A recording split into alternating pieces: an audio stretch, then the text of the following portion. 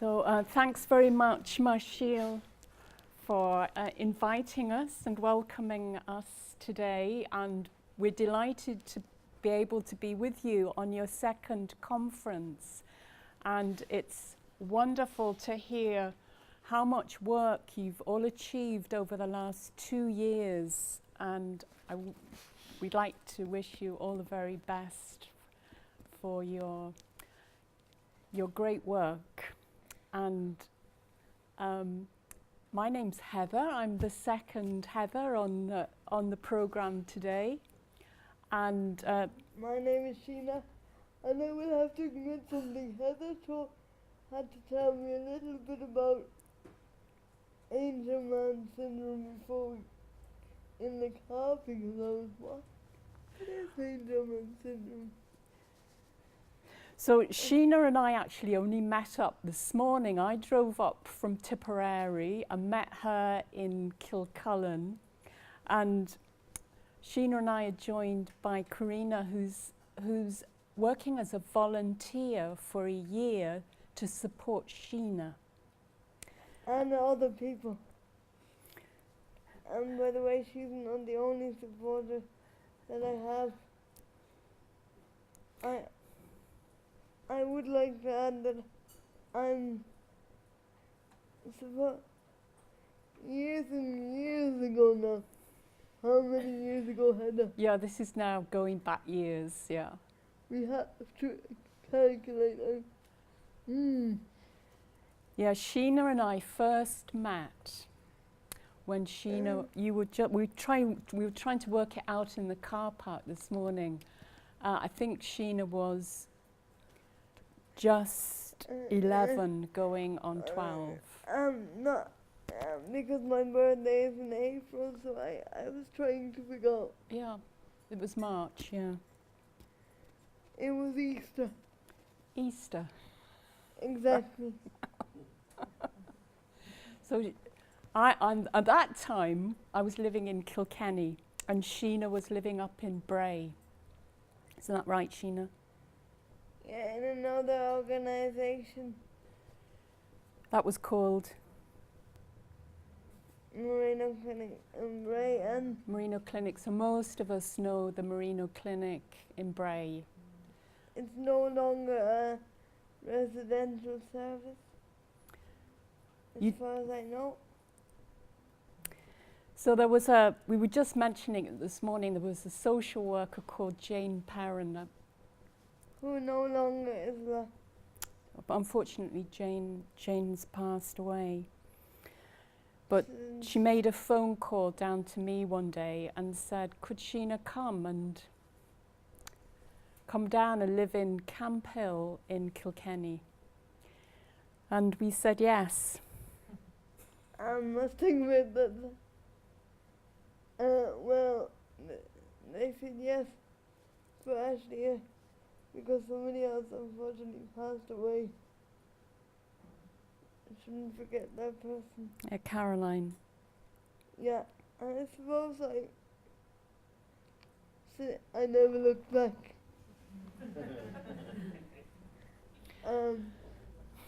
Since then, obviously I'm an adult. That's years and years ago now. So how many years ago was that now, Sheena? We tried to work that out as well. Somebody help. We need a brain surgeon. Oh, neurophysicist. It was 1991, so we're now, it was 22 years ago, yeah. Wow, so that's how long we've known each other. Thank you very much for giving us that. And then when a big thing happened to both of us exactly at the same time, when Sheena became 18 and was just about to leave school. At that, Sheena actually went to the school that was based in a Camphill place, Ballytobin.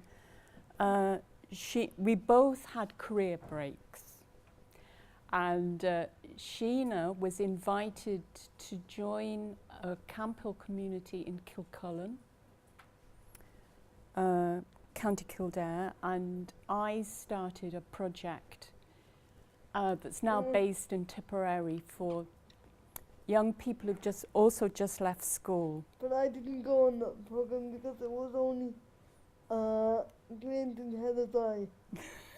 It was a glint. It was a glint, and now it's become a reality. So, would it be fair to say that it's a glint? Yeah. A glint, yeah. It was. I couldn't call anything out because nobody knew how it was going to work, and I went and did loads of different things between the.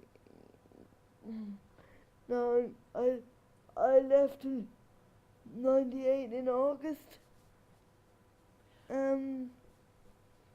Somebody do the maths because I'm not very good at it.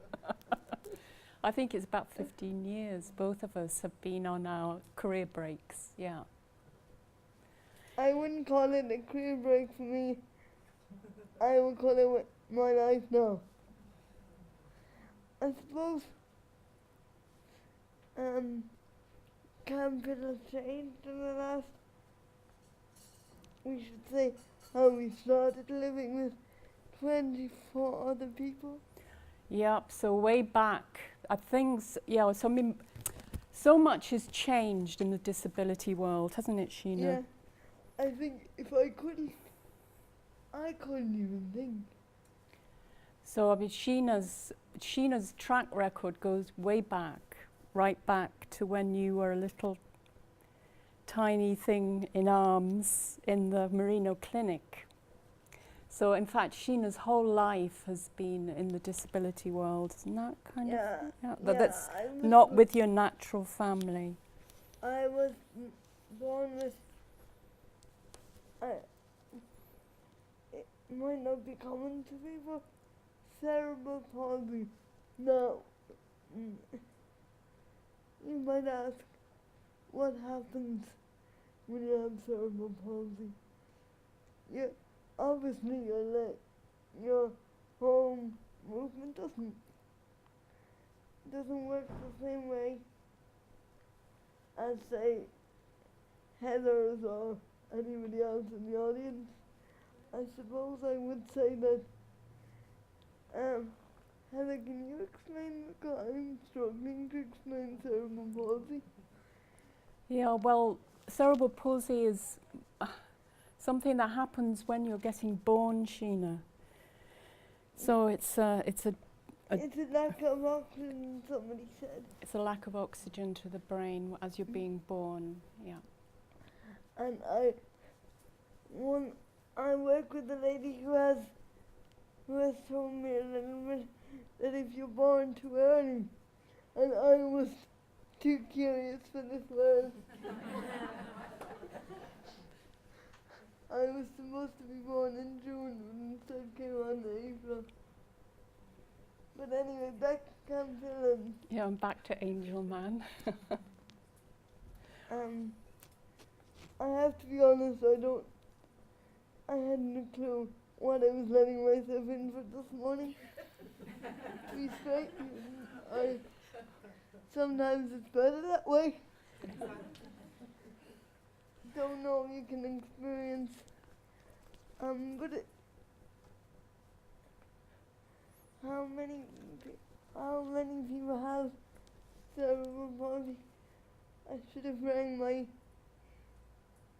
friend and asked those kind of questions. Well, yeah, that's a good question, Sheena. I would imagine there is quite a lot of people in Ireland who have cerebral palsy. I'm currently working with a person at the moment who's helping me. Now you might ask, why do you want to do something else at Camphill? For the longest while, people didn't go out and do something else. We actually lived on a farm. Yeah, shall we just rewind a little bit, Sheena? Maybe we should. like we were just saying that the world of disabilities changed so much in the last 30 years. And it's a fantastic history, really, to see how everybody's quality of life has improved so much over those last years.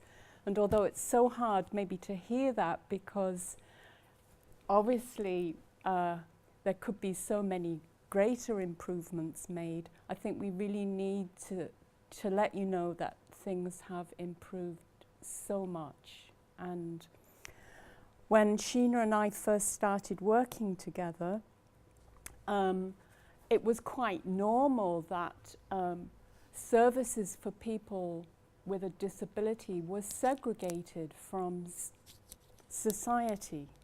And it was very normal that there would be kind of places that weren't very accessible.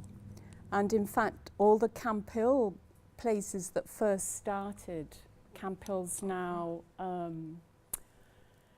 over 60 years old, that they started in rural areas on a farm, actually, and we'll have to tell you why, but that's where Sheena and I first started off, on a farm. Neither of us are farmers. Dad. Although in the picture I am holding something that's looking a bit like a shovel. Yeah, but you're not farming, you're not milking a cow. Not milking a cow, no. Digging a ditch. Suppose I would say that when Camphill, traditionally people didn't go out to work. I currently have changed that. I currently am the first person to buck that trend that we don't go out to work. I go and do something. I go to meetings, mostly in Dublin. I'm currently at the moment working with Enable Ireland on their advocacy plan,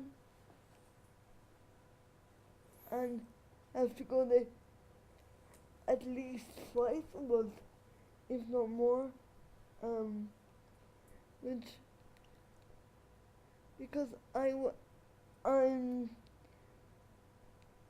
should say traditionally people didn't go to work.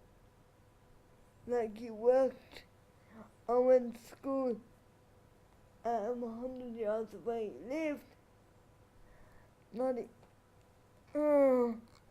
I can't figure this one out. Would it be 100 yards? Yeah, it could be 100 yards, yeah. But now, we also in the places have a few day people who really wanted to stay home, but with their families and come in. But in those days when me and Heather are talking about, that wasn't the done thing. Would it be fair to say? Yeah, so there's been a huge move from traditionally expecting that when people had a disability, they would have that away from the family. And now there is a huge move that wherever possible, people will remain with their natural supports. So they're either in the locality where they were born or with their extended family. So Camphill is very limited. There's 18 places across the country, and we're going to show you some pictures, and that might help you get a bit of an idea what it's like. And Sheena, you live in a house with two other people, is that right? Oh. We are 5 girls, and we have 3 co-workers, and we have 2 people with special needs. But I have to say that not all of us are there all the time. Would it be fair to say? Most of the time, I would say.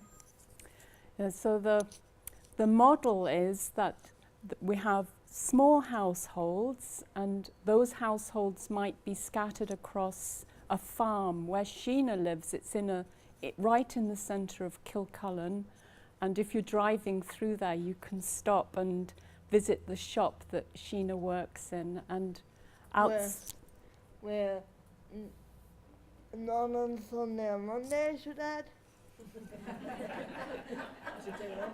Yeah, exactly. And near to Siodhna's house, there's a couple of other houses with other people who've got a learning disability. And I'm sorry to use this word now today. It hasn't been used all day long, the word disability, but I'm using it because where Siodhna is living, there'd be all types of people with a whole variety of abilities, and also things that cause the person a disability. And I think in the Camphill context, I could speak on your behalf, Siodhna, to say that we don't really look at disability as being the big thing. We look more that how can we live together as a group with all of our talents, all of our abilities and our disabilities, and see what we can do together as a group. And the model is that at the moment it's based around working in other areas, caring for those other areas. So we care for a farm or a garden. And in that context... Obviously not me, I don't go and dig the garden. No, at the moment I'm starting a community garden, so I'm there with my shovel. And